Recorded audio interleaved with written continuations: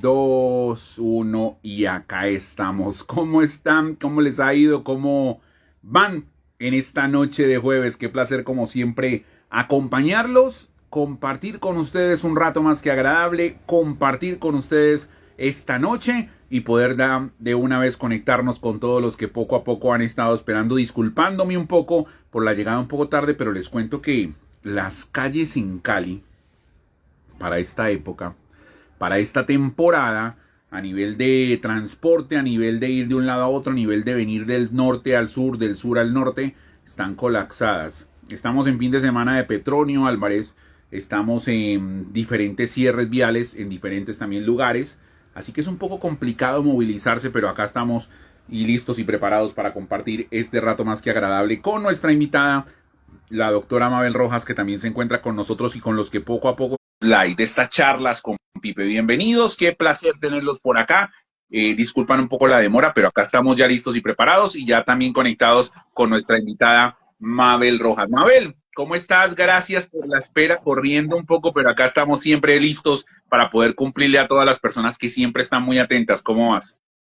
¿Siempre listos? Eso sonó que somos como scouts. Prácticamente. Prácticamente, yo nunca fui scout, nunca me tocó meterme en ese cuento, pero Ajá. pues yo creo que siempre tenemos que estar listos para muchas cosas, tanto para lo bueno como para lo malo, para lo imprevisto y para lo que planeamos y de pronto no sale. Bueno, para todo lo que nos rodea debemos estar listos. Así es. Bueno, buenas noches para ti y a todos los que se van conectando ya a nuestro en vivo de los jueves. Hoy tenemos un tema bastante interesante. Me encanta hablar de este tipo de temáticas que en realidad a todas las personas en algún punto los ha tocado, lo han experimentado, lo han vivido. Así que espero que se vayan conectando de a poco y que al final de esta transmisión pues lo puedan compartir con amigos, familiares o personas que sepan que lo pueden necesitar. Bueno, hace una semana hablábamos de las emociones, hablábamos del poder que tienen las emociones sobre nuestras vidas, hablábamos de la película que nos vimos ya y que muchos de pronto no se han visto, si no se la han visto se la recomendamos también para que lo hagan, pero llegamos a un punto, Mabel, en el que alguien me planteó hablar un poco de este tema, que ya me vas a tú a contar directamente. Yo te pregunto, ¿el dolor o el sufrimiento son cosas diferentes, van de la mano, van por el mismo camino, se pueden catalogar como emociones o cómo podría uno definir como tal lo que es dolor y lo que es sufrimiento? Bueno, voy a citar a Buda, los que tienen relación o han escuchado un poco la filosofía o han leído un poco la literatura de este pensador, de este filósofo y de este entrenador de personas también. Él planteaba en su momento que el dolor era algo inevitable, pero que el sufrimiento era opcional. Entonces, fíjate,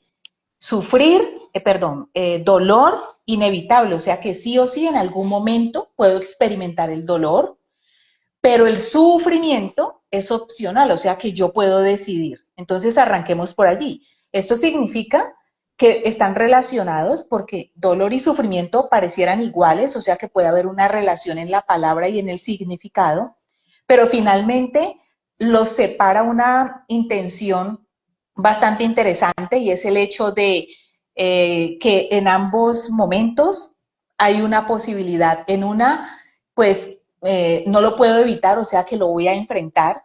Mi vida lo enfrenta, mis emociones, mis percepciones, mi humanidad lo enfrenta, pero por otro lado, yo decido si sufro o no. Entonces, el dolor es inevitable, el sufrimiento es opcional. Significa que sí tiene una diferencia los dos conceptos.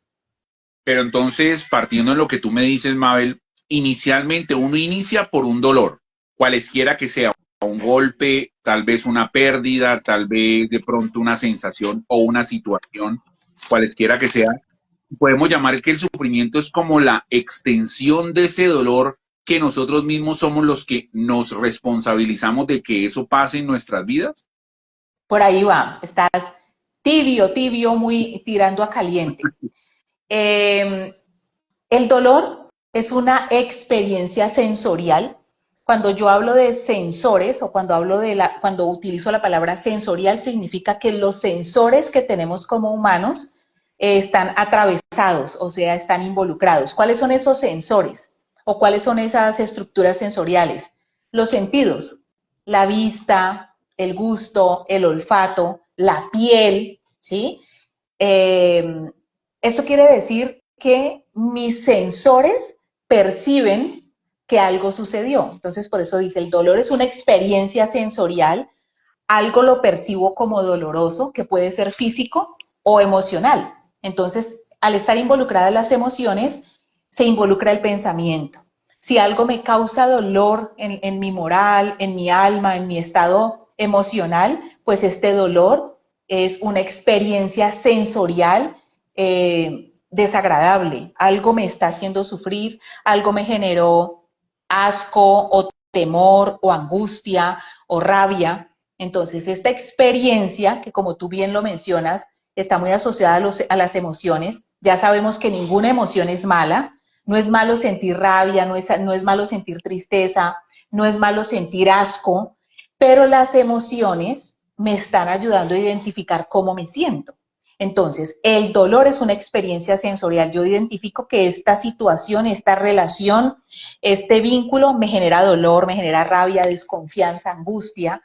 Y si es físico, entonces esta experiencia me hace doler, no sé, la piel, el músculo, el hueso, la cabeza, me hace doler el estómago, me hace doler, no sé, el tórax. Entonces el dolor puede ser físico o emocional, pero es una experiencia que pasa o es atravesada por mis sensores, incluyendo mi cognición.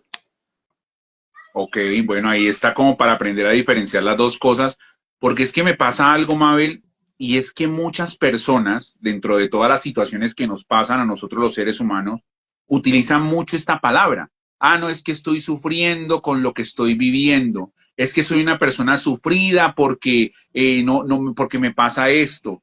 Es que definitivamente mi vida es un caos y está llena de sufrimiento y lo veo Uh -huh. constantemente en las expresiones que dicen las personas. Entonces ahí es donde uno dice, ¿qué le está pasando? ¿Realmente está buscando, está generando como una atracción hacia este tipo de cosas? Ya como que la palabra sufrimiento se nos convirtió también en una palabra que utilizamos constantemente para describir cada una de las cosas que nos sucede.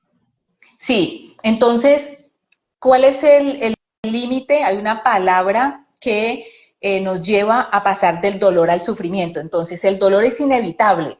Me golpeé, la cabeza me dolió la cabeza, me dolió el punto en que me golpeé, o si me abrí la cabeza, pues entonces sangro, pero además del sangrado hay un dolor, porque es una percepción sensorial. Mis sensores, después de que yo tenga mis sensores buenos, no tenga una parálisis o un daño neurológico, yo voy a sentir dolor físico o emocional. Pero cuando ese dolor, a ver, aquí hay otra cosa, que el dolor es temporal.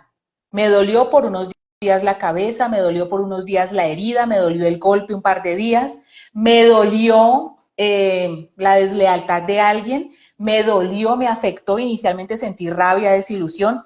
Esto debe ser temporal. Cuando se vuelve tormentoso, continuo, y esto empieza a generar en mí un pensamiento, o sea, un sentimiento, paso de la emoción de rabia o de dolor o de asco a la interpretación de esto es lo peor que me está pasando. Cuando empiezo a interpretar algo como terrible en mi vida, y entonces ya no duermo, me quedo con esta rabia, me quedo con este rencor, allí ese tormento en realidad es una decisión que yo estoy tomando en quedarme con esta rabia, con esa persona del pasado o del presente.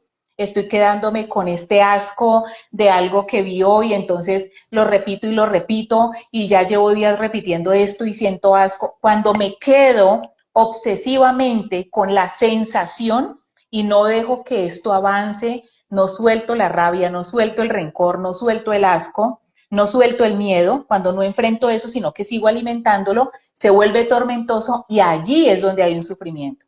Entonces, mientras el dolor es una experiencia que no puedo evitar porque sucedió, no estoy exento de golpearme, no estoy exento de vivir algo externo me lo puede causar, pero la forma en que yo lo interpreto, lo que decido hacer con ese dolor a lo largo de los días, es lo que se convierte en sufrimiento. Por eso les traje la frase de Buda que dice, el dolor es inevitable, pero el sufrimiento es opcional. O sea que yo decido cuántos meses, cuántos años me quedo odiando a esa persona, cuántos meses o cuántos años me quedo renegando de esa estafa que me hicieron o de ese trabajo que no alcancé hace un año atrás. Yo decido con qué emoción quedarme o a qué emoción estarla alimentando constantemente.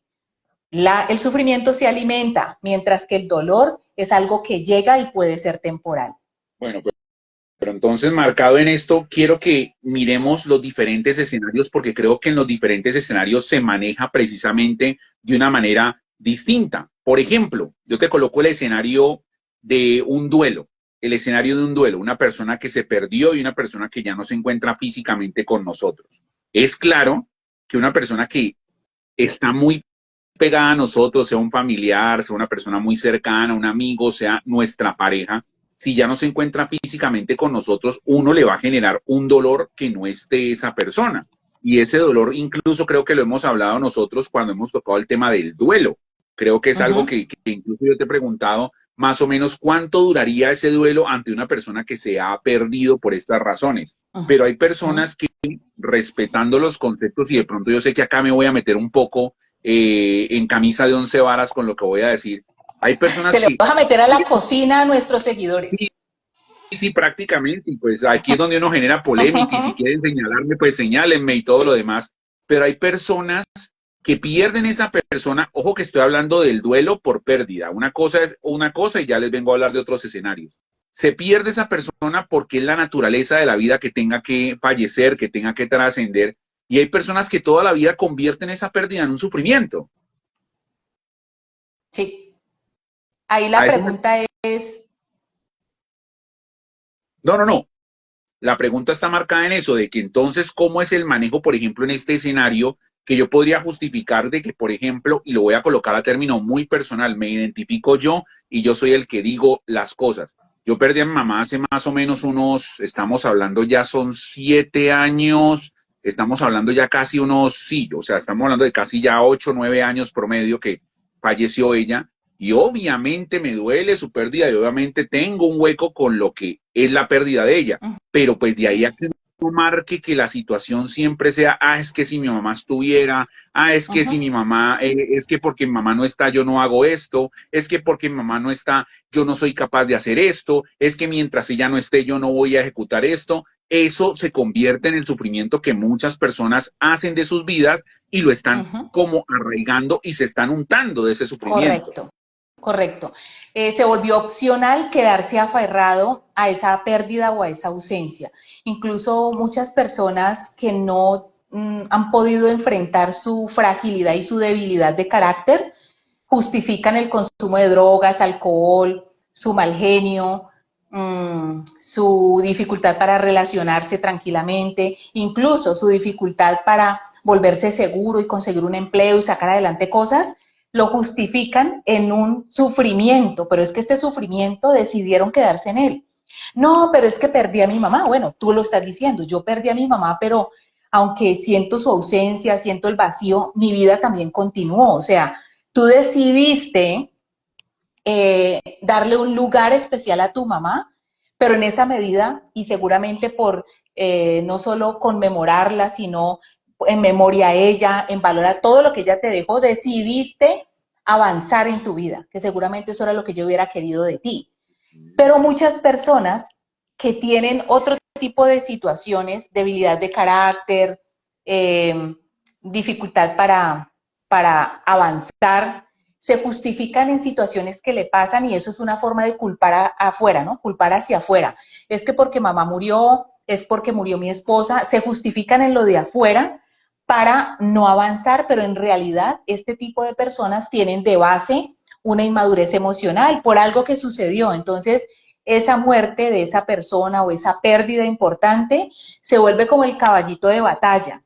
Y no estoy diciendo que no les duela, pero es que deciden quedarse 10, 20, 30 años haciéndole duelo a alguien y con eso justifican no avanzar. Es que yo mantengo enojado y me tienen que soportar porque es que yo perdí a. Es que yo no pude volver a trabajar porque desarrollé mucha angustia y dolor y yo no puedo salir de la casa. Entonces, pierden un poco la inteligencia emocional o tal vez nunca la desarrollaron. La inteligencia emocional es la habilidad que tenemos los seres humanos para hacernos cargo de las emociones. Por eso la inteligencia emocional supera la inteligencia cognitiva. Podemos saber hasta volar, hacer fórmulas matemáticas, ser intelectualmente muy hábiles, muy desarrollados.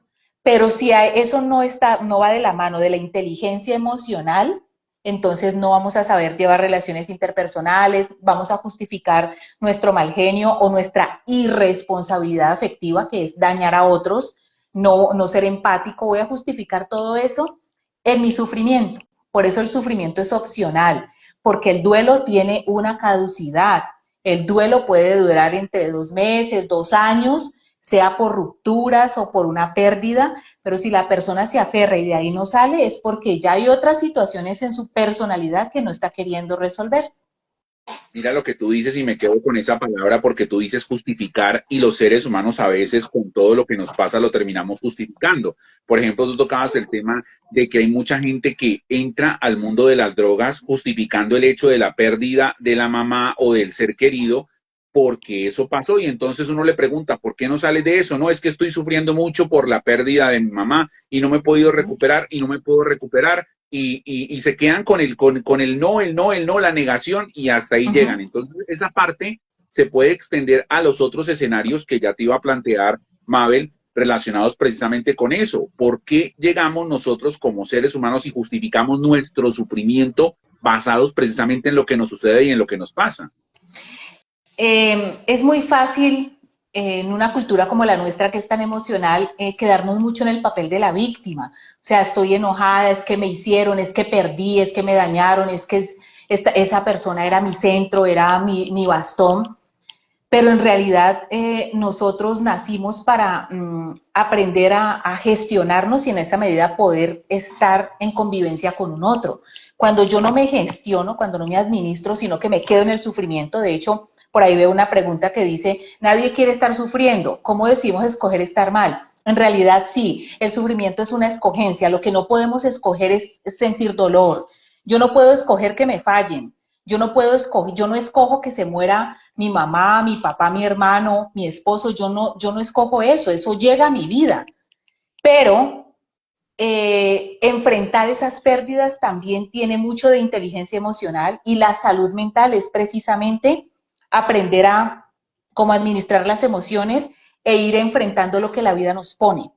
Las personas que ven el sufrimiento como algo que está afuera y no dentro, son a los que les puede costar un poco más resolverlo, porque lo primero que hay que hacer es entender que son dos escenarios diferentes. El escenario del dolor es algo que me sucedió, yo no lo planteé, pero debe ser temporal.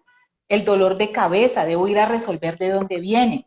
El dolor emocional por una ruptura o porque mi pareja lleva años haciéndome daño. Yo debo decidir qué hacer con eso porque si es de afuera, el control interno es mío. Yo decido hasta cuándo aguanto, hasta cuándo soporto, o decido si busco ayuda o no para esa depresión o esa sensación de vacío que tengo hace años. Soy yo quien decido ir ya a resolver el sufrimiento. El sufrimiento es el resultado de un dolor que nunca procesé. Por eso van de la mano, pero no son lo mismo. Primero es el dolor.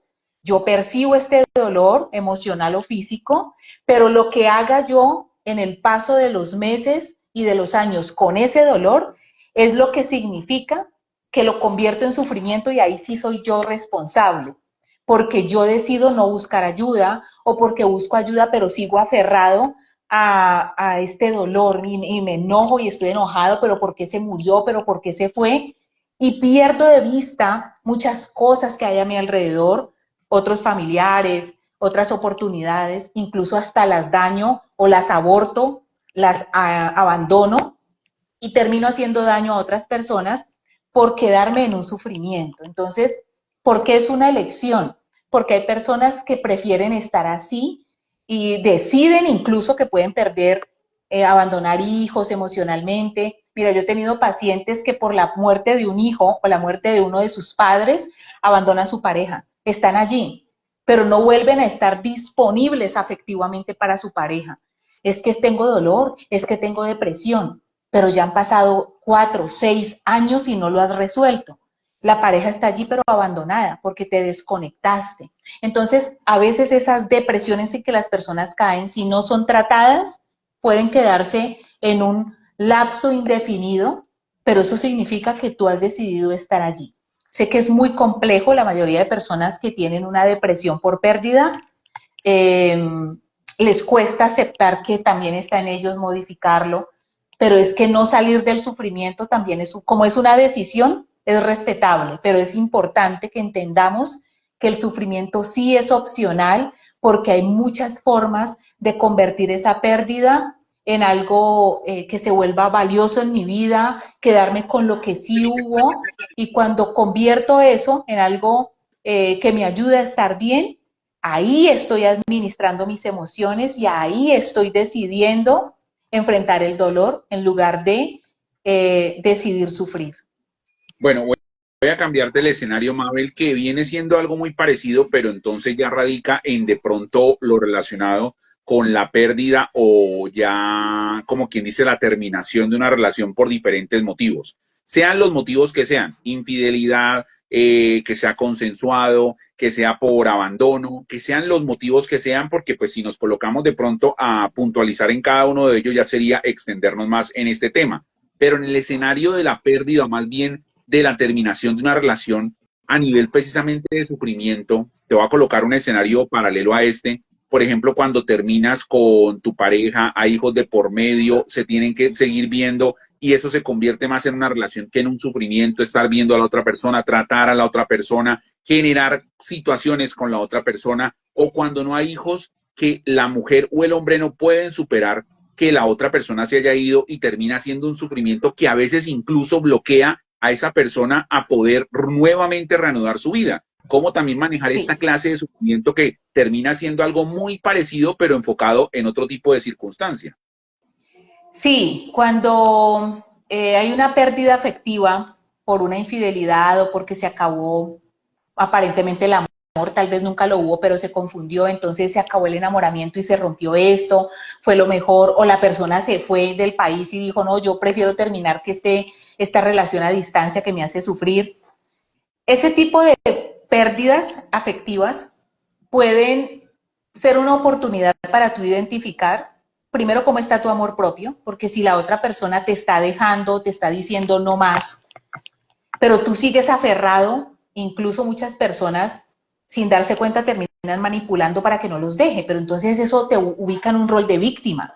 No me deje que me muero, no me deje que me suicido, no me deje que sufro sin usted, lo que sea, pero no me deje, pero la otra persona ya desconectada. Esto es una oportunidad para revisar, es tu amor propio. Hay personas que, de hecho, acá hacen una pregunta, ¿es consciente o inconsciente? En la mayoría de ejemplos es consciente que estoy aferrado a esto. No descarto que en muchas ocasiones inconscientemente haya una necesidad de sufrir.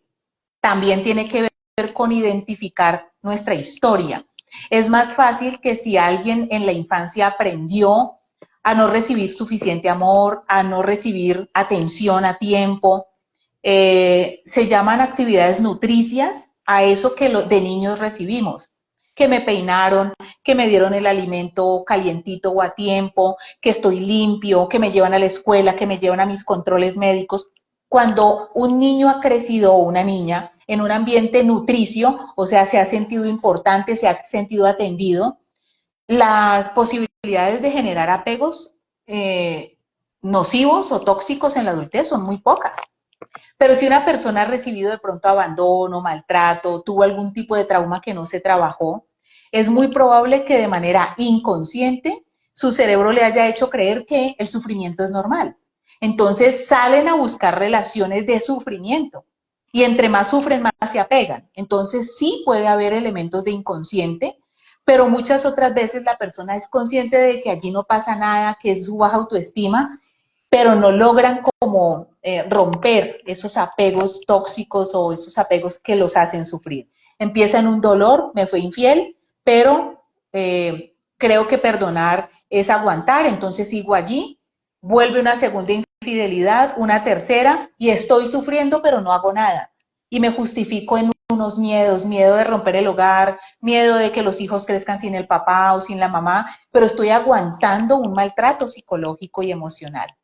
Esto es un sufrimiento enmarcado en unas necesidades, pero sigue siendo un sufrimiento que decide enfrentar. La persona justifica racionalmente, podríamos decir, es que los hijos, es que el dinero, es que cómo le voy a dejar la casa o los bienes a la otra. Este tipo de justificaciones son muy cotidianas, en muchos casos son hasta razonables, pero no por eso significa que entonces es un sufrimiento causado por otro. No, el sufrimiento, recordemos que es alimentar el dolor. Y yo estoy alimentando un dolor hace 10, 20 o 30 años y lo justifico porque tengo más miedo de dar ese paso, de sanar mi amor propio, de sanar esa historia de la infancia que a lo mejor me hizo interpretar desde pequeña que el sufrimiento es normal, que las relaciones de pareja donde soy abandonada y soy puesta en segundo lugar o donde no sienten el dolor que yo siento.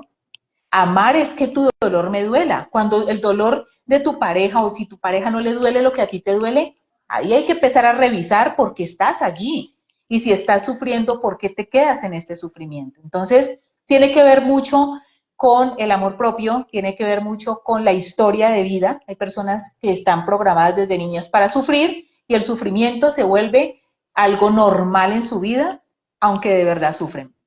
Pero entonces también podemos resaltar, Mabel, ya enfocándonos un poco en lo genérico de nuestro tema, de que el sufrimiento nos puede ayudar a ser mejores, así como de pronto los problemas, los errores, las fallas del ser humano, el sufrimiento que nosotros vivimos, si aprendemos a sacarle, como quien dice, la mejor cara, nos puede ayudar a fortalecernos mucho más para salir adelante.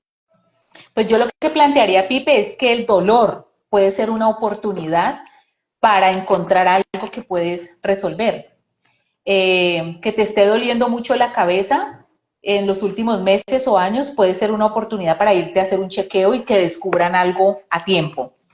El dolor que te genera una mala amistad puede ser una oportunidad para empezar a revisar tu amor propio, tus límites. El dolor que te genera la muerte de un familiar, de un progenitor, de un hermano, incluso de un hijo, puede ser una oportunidad para empezar a revisar otras cosas a nivel familiar. ¿Qué nos vino a enseñar esta experiencia de vida? El sufrimiento, recuerda que es alimentar el dolor. Entonces, cuando yo estoy alimentando el dolor, estoy tan ocupada amamantando ese dolor que no voy a ver una oportunidad. Yo no veo sino sufrimiento, agobio, pobrecita yo. Es cuando veo el dolor como una oportunidad que puedo trasladar esto a una oportunidad. Pero si paso el sufrimiento, recuerda que es alimentar el dolor, entonces la persona no va a estar incluso dispuesta a buscar a veces ni ayuda, sino que se entran en una depresión. Yo he tenido pacientes que bajo una ruptura o una posible ruptura o un posible divorcio se enferman y con esto mantienen esa relación, pero entonces pasa de ser la esposa a ser un paciente. Y esta otra persona no se fue por pesar, pero en realidad la relación de pareja no existe. Pero la enfermedad se volvió el camino para retener a alguien.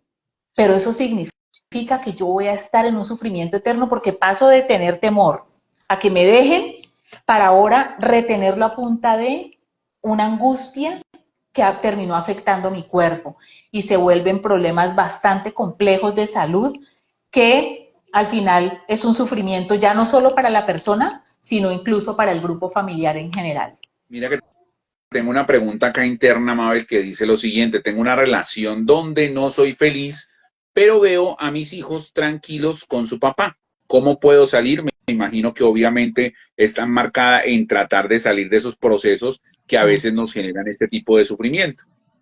Gracias por esa pregunta, muy valiosa. Lo primero que quiero decirte es que el hecho de que lo hayas preguntado, así haya sido por interno, significa que tú sí quieres hacerlo diferente. Eh, voy a empezar por decirte que los hijos no pierden a su papá a no ser que el papá quiera. Porque cuando nos separamos, sí, hay unos cambios en la logística, sí, en la dinámica, sí.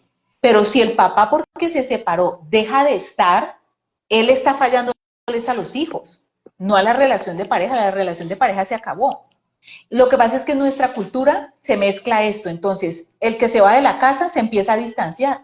Dice, no, pero es que como nos separamos, no, pero no me separo de mi hijo. Los niños necesitan primero entender la dinámica, aquí no debe hablar mal de papá ni de mamá, sino explicarle que papá y mamá decidieron vivir en casas diferentes porque ya no van a ser parejas sino amigos, pero quien debe estar primero en paz con esa situación de divorcio es papá y mamá.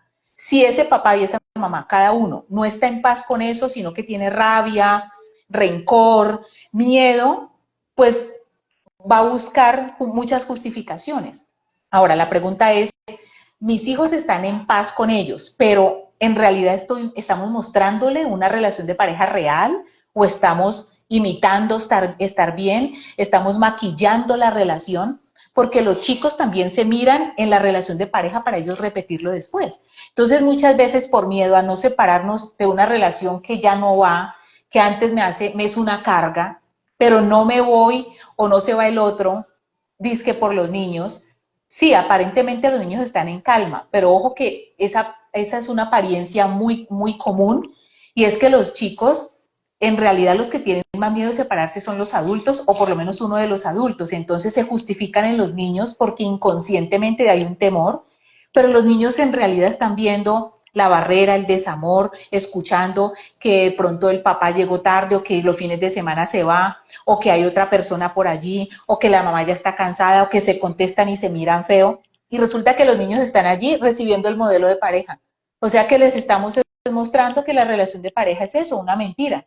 Por eso es tan importante en muchos procesos de divorcio que sean los adultos primero los que se preparen para esto. Antes de preparar los hijos, el adulto debe entender qué está pasando con su relación de pareja y cómo llevar a los hijos a entender que es una separación de pareja. Ellos no están perdiendo a papá y a mamá. Hay algunos papás o mamás que se alejan, sí, pero esto ya es una decisión personal, pero no debe hacerlo. La separación no significa que deban separarse de los hijos. Muchas personas lo hacen, sí. ¿Está bien? No, y no tiene nada que ver, pero usan la separación también para deshacerse de temas económicos y logísticos, pero las tareas, el acompañamiento, la economía debe seguir funcionando porque se es hijo de ese papá. Nunca se dice allá vive mi ex hijo. Yo puedo decir allá vive mi ex esposo o mi ex esposa, pero mis hijos no se convierten en ex.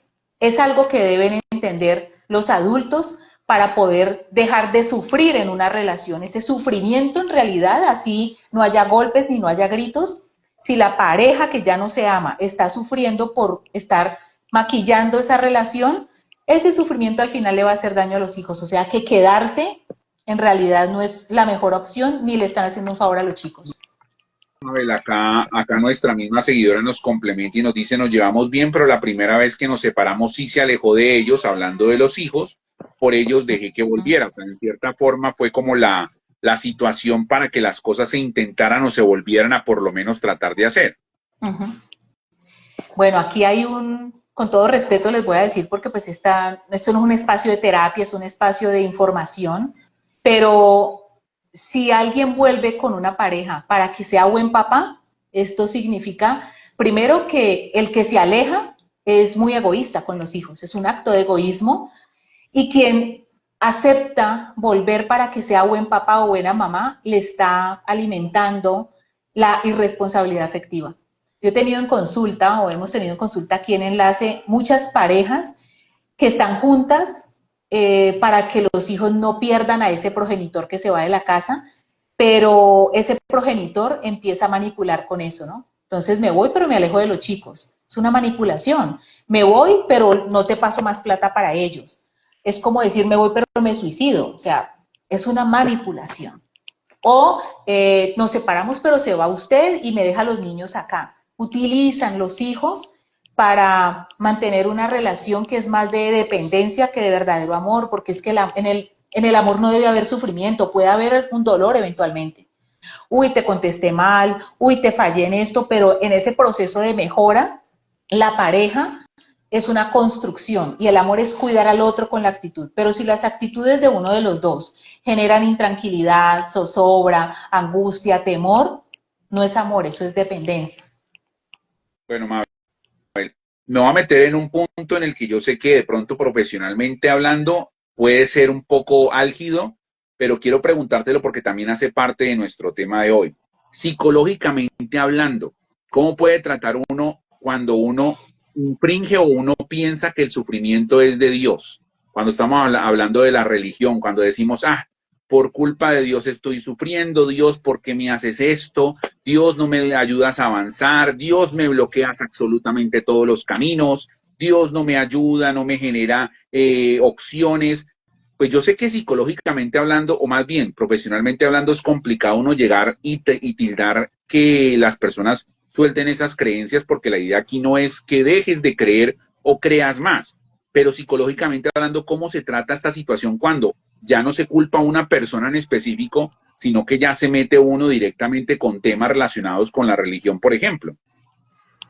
Bueno, tú lo has dicho bien, digamos que la psicología pues no es erudita en temas religiosos, sin embargo, sí tienen algo en común y es el tema del contentamiento. Esto para las personas que tienen algún tipo de religión, pueden hablarlo con sus guías espirituales, el pastor o el sacerdote. El contentamiento incluso es una palabra bíblica que habla acerca de la fe y cómo el contentamiento tiene que ver con el poder creer que incluso si algo malo está sucediendo, puedes verlo como una oportunidad. Ahora voy a la psicología. Muchas veces presionamos cosas en nuestra vida, nos aferramos a cosas y podemos decir, no, es que esto es lo que me tocó. No, no te toca nada. Tú decides porque si algo te está haciendo sufrir, si algo te genera angustia, zozobra, ansiedad, estrés, necesitas revisar de dónde viene eso. Es que mi pareja me hace esto, pero tú lo permites. Entonces, desde la religión lo podemos mirar como dónde está verdaderamente puesta tu fe o por qué justificamos en que, voy a ponerlo en el ejemplo del matrimonio, es que nos casamos por la iglesia. La pregunta es, ¿y usted está segura que Dios fue la que eligió esta persona o la eligió usted? Entonces, son temas que pueden tratar con sus guías espirituales. Cuando eso no se trata, se vuelve un problema mental, se vuelve un problema psicológico y yo tengo en consulta muchos pacientes que por creer que a ver, la Biblia dice, el amor todo lo puede y todo lo soporta, pero es que no se está hablando de soportar maltrato, en ningún lado dice soportar infidelidad, soportar golpes, traiciones. Entonces creo que es bien importante que la gente también aprenda a identificar cosas desde su vida espiritual para que no se les convierta en un asunto psicológico mental, porque llegan muchas personas con cuadros depresivos mayores o enfermas. He tenido pacientes hasta con cáncer que en la terapia nos damos cuenta que lleva 20, 30 años de un sufrimiento de pareja con una rabia guardada, ¿sí? Entonces se convierte en un cáncer de páncreas, de hígado, de estómago, se convierte en un cáncer de mama, un cáncer de ovarios. Entonces es muy importante que la persona entienda que a veces podemos malinterpretar procesos espirituales o leer textualmente, pero no tener un discernimiento, que es lo que se plantea muchas veces en la parte espiritual. Entonces, lo que siempre les recomiendo a mis pacientes es revisa con tu pastor o con el sacerdote de tu iglesia, revisa un poco esta parte, ¿sí? Para que desde lo psicológico no caigas en cuadros depresivos. El tema del contentamiento es una palabra que se usa mucho en la religión. En psicología se habla de, digamos, tomar el carácter, dominio propio, aprender a dominar esta rabia, esta tristeza y en ese proceso trabajar la inteligencia emocional. La inteligencia emocional no significa que no me enojo, no significa que no puedo sentir miedo, sino que enfrento a ver qué es lo que me genera enojo, qué es lo que me genera miedo, porque las emociones mal gestionadas sí pueden enfermarnos. No es que no pueda sentir miedo, rabia, sí, pero si me quedo con rabia muchos años, incluso la puedo tapar con religiosidad, con todo respeto. La religiosidad es una cosa y la espiritualidad es otra.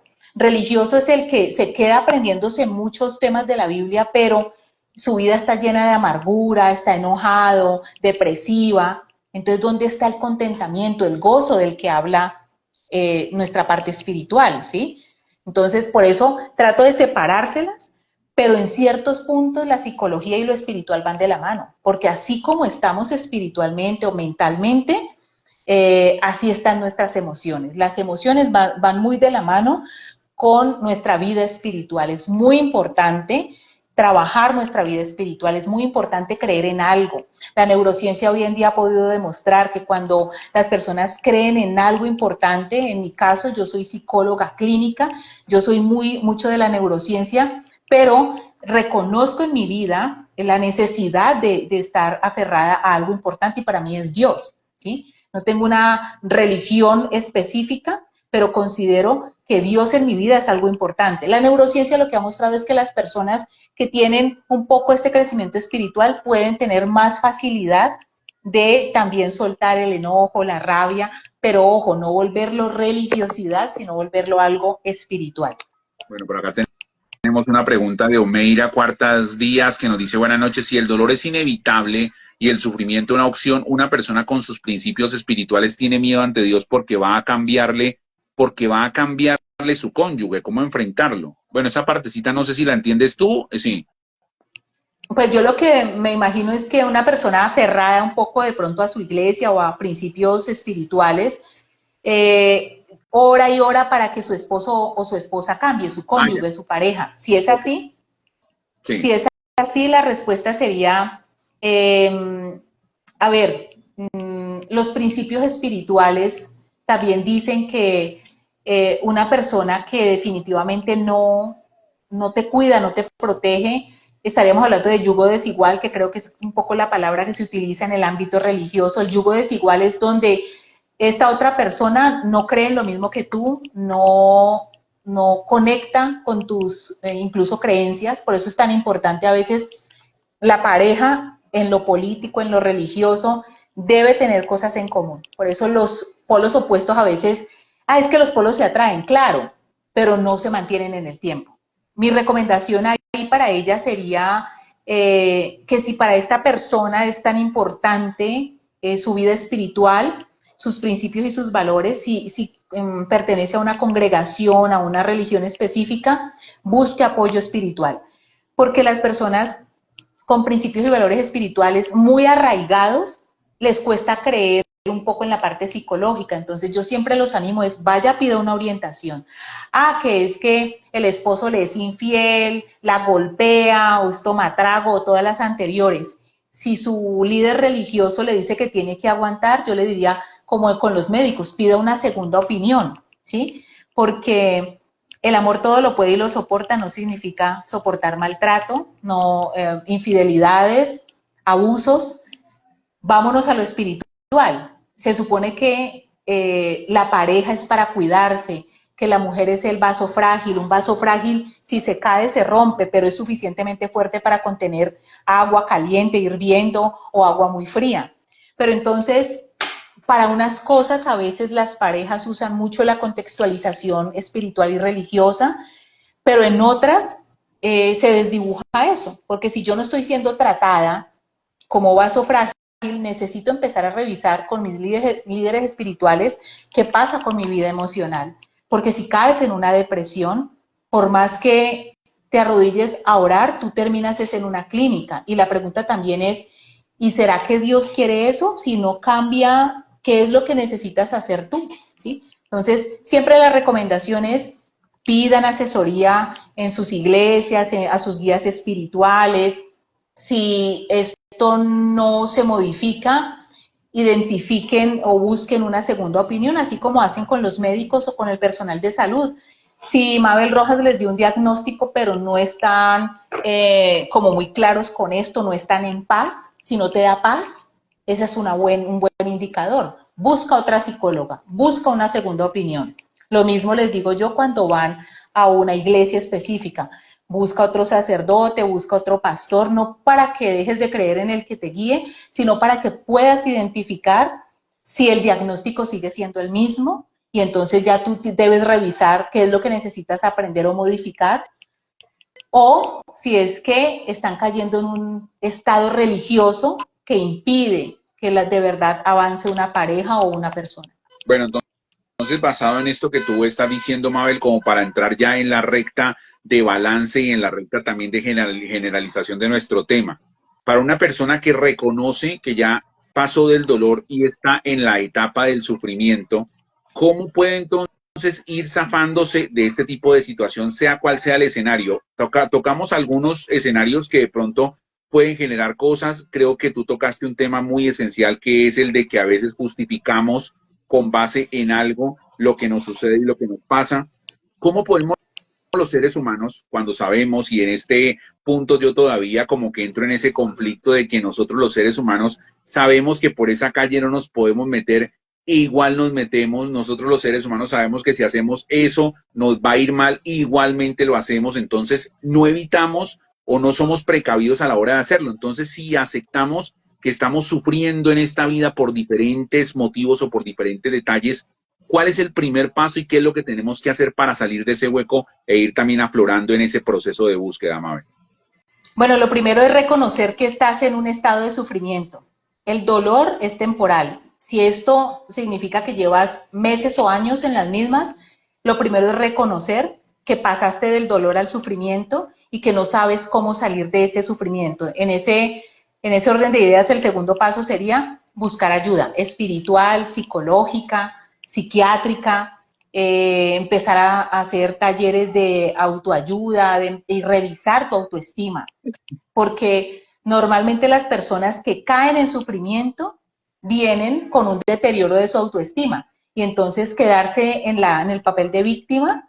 La víctima puede estar o enojada o deprimida, pero sigue siendo víctima. Entonces me quedo acá enojado, es que me hicieron, es que me dañaron, es que es culpa del otro, ¿sí? Por eso la frase, el dolor es inevitable, esto sucedió, me separé, me dejaron, me fueron infiel, me robaron, me echaron, alguien murió importante, yo no puedo controlar eso que me sucede, pero yo sí puedo tomar una decisión respecto a este dolor, a esa tusa, a esa angustia, a esa depresión, a esa rabia.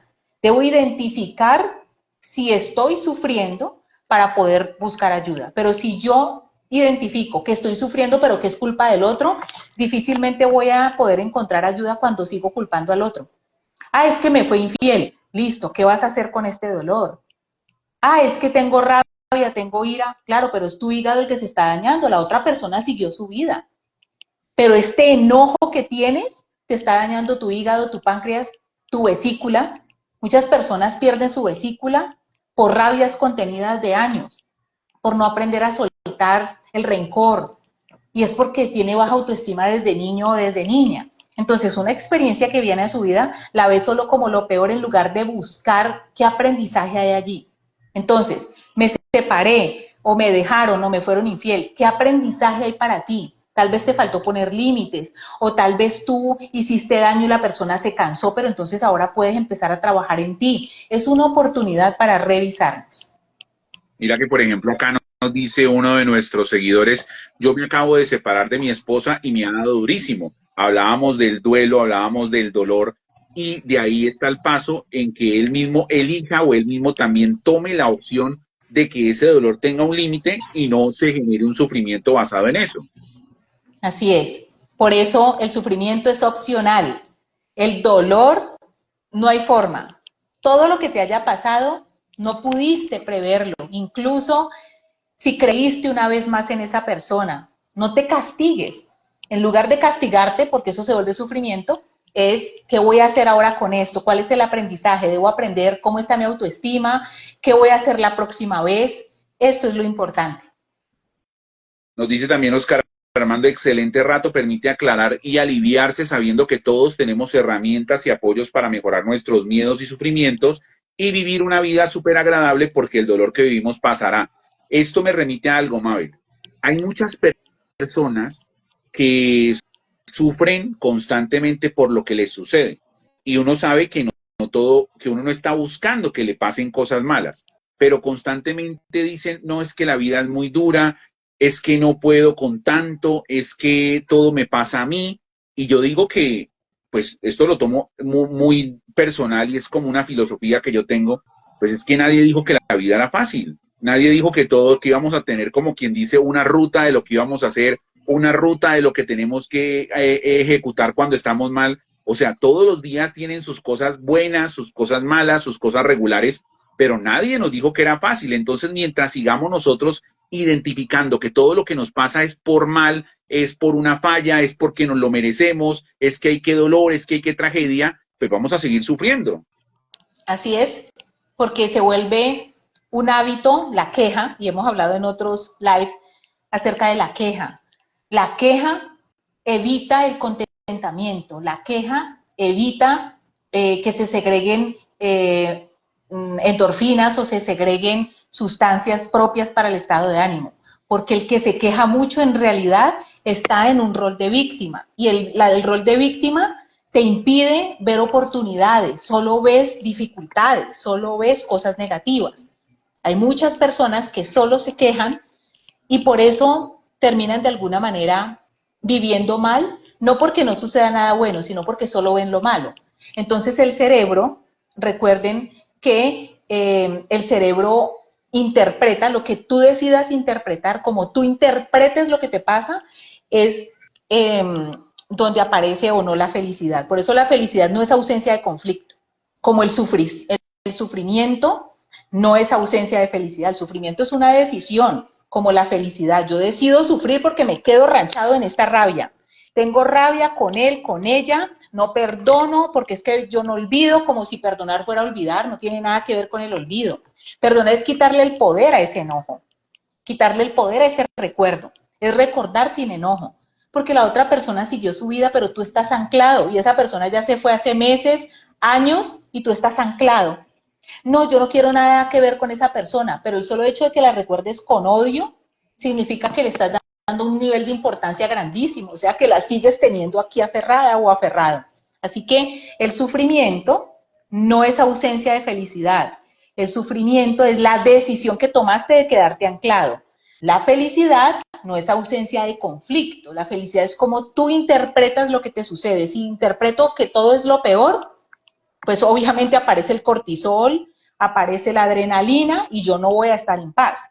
Pero si yo empiezo a ver cosas positivas en medio de esa ruptura, ¿qué puedo hacer ahora? Listo, voy a volver al gimnasio, voy a volver a mis clases de canto, de batería, de guitarra, voy a volver a estudiar. Si te enfocas en oportunidades en medio de esa ruptura, vas a ver cómo el organismo te va también respondiendo a esto. Alguien murió, claro, necesito un par de semanas para llorar esta persona, para empezar a aterrizar que no la voy a volver a ver, pero si empiezo a recordar cosas positivas que le hubiera gustado a esta persona ver, ahora que esta persona no está, ¿con qué puedo iniciar o a dónde puedo volver? Perdón, va a ser una oportunidad. Así que la felicidad es cómo interpretamos lo que nos sucede a pesar de que hayan situaciones de dolor a nuestro alrededor. Bueno, Mabel, por acá nos dice Mafe Cruz, dice, estos son los likes que valen la pena ver y quisiera preguntarles cómo identifico una persona narcisista en una relación. Bueno, el narcisista puede mostrarse muy simpático, como que le agradas al principio y se puede desvivir por ti, pero finalmente logra hacerte sentir que tú eres inferior o que tú eres culpable, que tú estás loca, que todo lo que tú deseas, solicitas, es ilógico, puede minimizar tu autoestima, tienden a hacerlo en privado. Algunos más osados lo hacen en público, pero el narcisista no le gusta quedar mal. Entonces el narcisista puede ser muy intelectual, caer bien ante las personas, pero causa mucho dolor a la autoestima de la persona que vive o tiene una relación con él. Normalmente el narcisista se olfatea a leguas las personas con baja autoestima, que necesitan reconocimiento, que necesitan atención, las captura, pero luego se hacen necesitar. Una persona relacionada con un narcisista necesita trabajar su amor propio, porque ese es justo como la carnaza con la que el narcisista puede cazar. Bueno, ahí está entonces, nos dice Omeira Cuartas, mil gracias por tan apremiantes aportes e invitación a revisar nuestras relaciones personales, familiares, sociales. Y creo, Mabel, que la conclusión que podemos sacar de este live de hoy, del dolor o sufrimiento, es saber identificar cada uno de ellos y nosotros mismos saber hasta qué punto podemos llevar tanto el dolor como el sufrimiento. Así es. El amor empieza en el amor propio. Es más, hoy que tocamos el tema de la religión, casi todos vimos en clase de religión los 10 mandamientos, otros tantos lo aprendieron por allá en su primera comunión o en la confirmación o hablan de ello en la iglesia a la que van y otros los han escuchado. Los 10 mandamientos se reducen a dos: amar a Dios sobre todas las cosas y ama a tu prójimo como a ti mismo. En esos dos se resumen todos los demás. Porque cuando tú te amas, vas a poder amar a los demás. Pero si tú no te amas, tú vas a relacionarte desde el apego, desde la angustia, pero no desde el amor, porque el amor empieza en el amor propio. Es que revisen la frase. Ama a tu prójimo es el otro, la pareja, los hijos, los amigos, la familia. Ama a los demás como a ti mismo. Realmente el mandamiento empieza acá. Como yo me esté amando, voy a poder amar a los demás. Si yo no me amo lo suficiente, voy a hacer daño o voy a permitir que me hagan daño. Hasta que no trabajamos en nosotros, nadie es perfecto, pero somos personas en procesos de reconstrucción o de mejora. Si estamos en esa actitud de mejora, me leo el libro, hago mis cursos de mejoramiento personal, reviso mi historia de vida a ver qué necesito sanar, voy a mis retiros espirituales, me apoyo en la iglesia para los que lo hacen, pero en especial hay que trabajar en esos miedos y en esas cosas que todos traemos. No es para culpar a papá y a mamá, pero sí es para descubrir dónde están los rotos.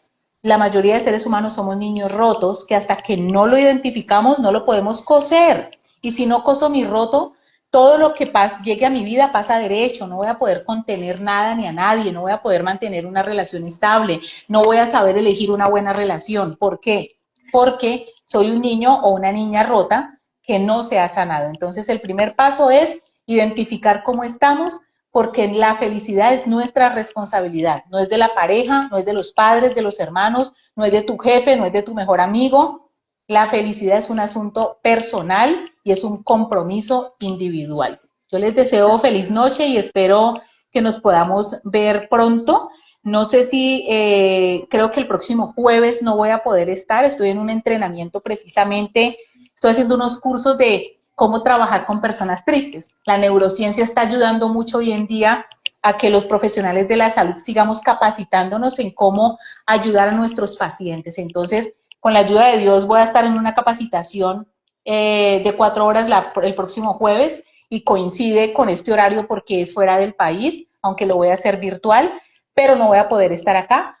Pero ¿cuál es la promesa? Que sigo entrenándome, sigo estudiando para traerles muchos temas que sé que a ustedes les interesa para su familia o para compartir con otras personas. Bueno, Mabel, antes de que te vayas, porque ya estamos sobre el tiempo y todo lo demás, recuérdale entonces, ahora que tú tocabas el tema de que la felicidad está en nosotros mismos, ¿cómo hacen para contactarte a ti, a tu equipo de trabajo, para que esa felicidad la podamos tratar con cada uno de ustedes? Claro, me encuentran en redes sociales como Enlace Corporativo, también me encuentran en Facebook como Psicomabel Rojas Vélez y les voy a dejar por acá el número telefónico para los que quieran averiguar sobre nuestros talleres individualizados de autoestima, de sanación de niño interior, que es ir a revisar un poco estas heridas del pasado, no para juzgar a nuestros padres, sino para identificar qué es lo que debemos sanar. Nadie sana lo que no ve. Primero debo ver qué es lo que tengo por sanar. También tenemos aquí en enlace un coaching de proyecto de familia para las parejas que están en ese proceso de avanzamos o no avanzamos, o estamos teniendo dificultades, miremos qué pasa con este proyecto de pareja, coaching por proyecto, talleres de autoestima, tenemos talleres de arte terapia para niños y para adultos, y la psicoterapia tradicional, que son sesiones de 45 o una hora, donde se trabaja toda la parte emocional, toda la historia del paciente, revisando qué conexión tiene ese pasado con el presente. Así que todos los interesados, allí en el 317-740-6320 obtienen toda la información que necesiten y con la ayuda de Dios nos volvemos a ver pronto. Bueno, Mabel, gracias como siempre por tu tiempo, por tu espacio, por tantas bonitas cosas que nos enseñas en cada momento y si Dios quiere nos estaremos encontrando próximamente. Así es. Cuídate mucho. Feliz noche a todos. Un Chao, abrazo. Mabel. Feliz noche para ti, gracias a todos ustedes por sus mensajes. Sandra Esmeralda Obando, muchas gracias, qué tema tan importante e interesante. Omeira Cuartas, gracias, doctora Mabel y Pipe, súper la charla, Dios les bendiga en todo. A Julie Stephanie también que nos decía, muchas gracias, este tema fue de mucha ayuda y a todos los que nos han acompañado hasta este momento. Recuerden que si tienen algún tema en específico o en especial, a través de nuestros comentarios, o bueno, a través de los comentarios que nos pueden hacer interno, nos pueden decir, queremos que hablen con Mabel de este tema. Gracias a ti, Mafe, también por quedarte este tiempo y por compartir con nosotros y a todos los que siempre están pendientes de nuestra cuenta en Instagram. Este live va a quedar montado en instantes a través de Instagram y a través de nuestro canal de YouTube. Para los que llegaron de pronto un poquito colgados de tiempo, lo puedan ver y lo puedan también compartir desde el inicio. Gracias, Javier, a ti. Gracias a cada uno de ustedes por su tiempo, por su espacio. Si Dios quiere, nos encontraremos próximamente en estas charlas con Pipe. Chao.